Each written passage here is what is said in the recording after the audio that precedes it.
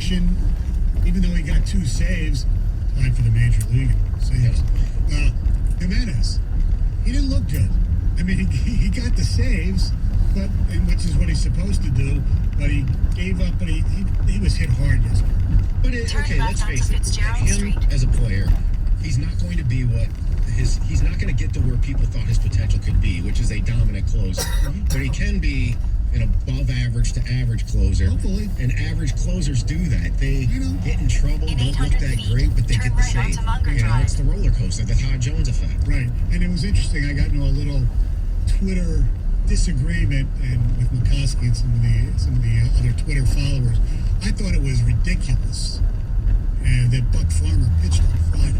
They were getting blown out, and then because he pitched Saturday, he was unavailable yesterday, where they might have needed him in a closer ball game. Well, the thing is that maybe that work helped him for Saturday, and he was the winning pitcher. I laughed when I saw that. That's what McCoskey said, because he hadn't pitched in the inter squad. He said the inter squad game, so he would rather have had him rusty coming in on Saturday. I said, yeah, I would, because I thought they would have needed him on Sunday. I would rather have him pitch than I can't remember who pitched instead of Jimenez. But it didn't make it. But I said, I'm not going to die on that hill. It didn't make a difference. It's such a nitpicky thing. Yeah, are we really oh my goodness. They could use Buck Farmer. I thought we hated I thought Buck Farmer had sort of run his course. That's me. He has pitched well last year and so far this year. Right. So, for you, I said it's not a hill to die on. I said, wait. Hold on. You've been wanting to do this for 4 months. Yes, right. Basically, the season, I think, was scheduled to start March 26th. Yes. I think that was the opening day. Yeah. So, almost a full 4 months, you, who's always got to nitpick at little things that are happening in live sports, let's let him off the hook. Did you let him off the hook, Greg? Yeah.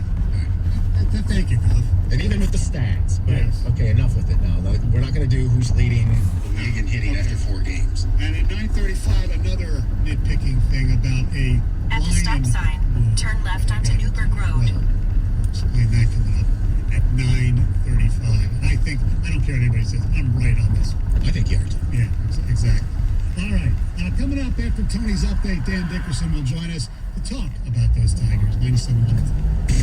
WXYT FM and in 5.6 miles, Detroit. turn left onto Beechwood Street. The radio.com sports station. Sports headlines all day, every day. From the Sold by Mike Z Sports Desk, this is 97.1. The Ticket. Brought to you by Mother Models. Let's open with the Tigers, who closed out a weekend series in Cincinnati yesterday with a 3-2 victory over the Reds. It was a good outing for starter Spencer Turnbull. He would strike out 8 while giving up just 1 run over 5 innings. A performance that would earn the praise afterwards of manager Ron Gardner. Turnbull today, he had his stuff. I mean, you're talking really good hitters taking a step back and looking back, and that's pretty impressive. Now, if he can maintain that and stay healthy, we've got a good one, which we think we really have a good one. C.J. Cron delivered the game-winning hit for Detroit with a 2-run homer in the top of the 9th inning. It came off Reds reliever Michael Lorenzo. Stay in the middle lane. Former Tiger Justin Verlander will be out of the Houston Astros rotation indefinitely after team officials placed him on the 10-day injured list yesterday with a forearm strain that Verlander says will require just rest to heal. Initial reports had Verlander missing the entire 2020 season with a blown-out elbow. A report that Verlander said last night on Twitter wasn't true. The number 1 high school defensive tackle in America, Belleville High's Damon Payne, confirms yesterday he's decided to verbally commit to play at Alabama after his senior season. Michigan, along with Ohio State, LSU, and Penn State, are among the finalists for Payne, 6'4", 290 pounds. In a memo sent out to agents over the weekend, the NFL Players Union confirms that players who contracted coronavirus have high-risk activities, like attending concerts or holding house parties with more than 15 people in attendance, run the risk of not being paid for the upcoming 2020 season. The timing on that memo? Pretty good, since players are scheduled to report to NFL training camps tomorrow.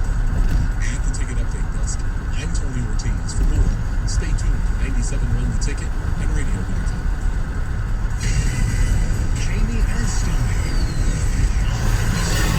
The Ticket. 97.1 The Ticket. Governor Milliken here in for Jamie, who you'll hear from again at 9:35. It's been an opening day tradition, a home opening day tradition on this program. And we talked to the radio voice of the Tigers, heard every game here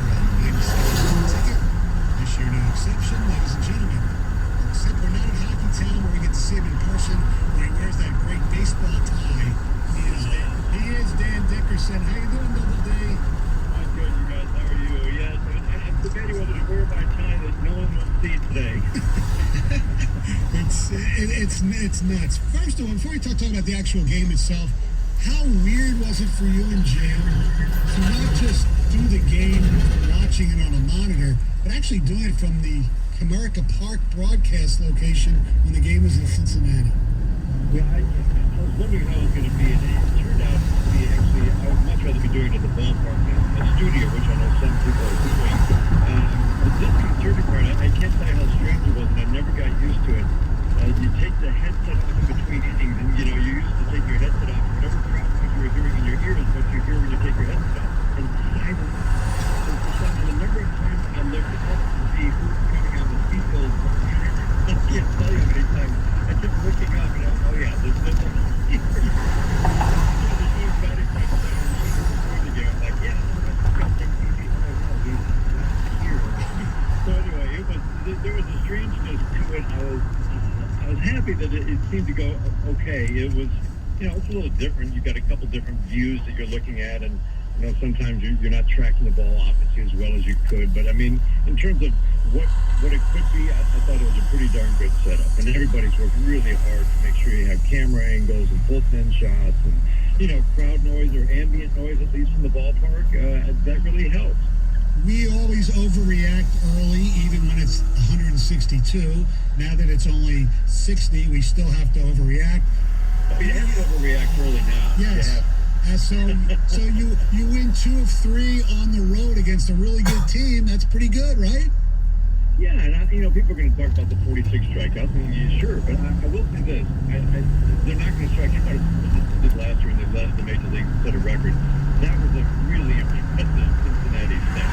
It really was, and I mean that was a strikeouts earlier would probably be still a little bit of an issue, but that's a heck of a series. I'm telling you, to beat that Cincinnati, they couldn't win a series last year. They won one series the last 4 months of the season, which is just astounding to me. Even I know they only won 47, but still, one series win the last 4 months. So that's a heck of a way to start. That's a good Cincinnati team. I think they are one of the favorites in the Central, and they should be because they've got every element that you want. And unfortunately, they lost 3 players to the injured list. We don't know, but they weren't. Moustakas and Senzel and Matt Davidson all lost over the weekend. But if those guys are healthy, that's a really good team. So yeah, not overreact. Dan, you pointed that out with the COVID potential for Moustakas and then the other players that you named, and some of that's going to be the factor this season. I'm kind of calling it COVID luck, But I wanted to ask you about the pitching staff, and we were talking about overreactions, and there's been only 3 games. Matthew Boyd didn't look so good Friday, and then Spencer Turnbull looked great on yesterday. Who do you think right now is the best pitcher on this current staff? I'll still go with Matt Boyd. I mean, he earned that opening day start. You watch what he does in his next few starts. I'll be shocked if he doesn't come out and start dealing. But that just wasn't Matthew Boyd. We didn't see that. I don't think in any start last year where he just didn't have a feel for his slider. He couldn't get a swing and miss, and that was his. That was his strength last year. The strikeout rate went way up because of more swings and misses. And the curveball that he was incorporating in the summer camp, that's a huge pitch for him this year. And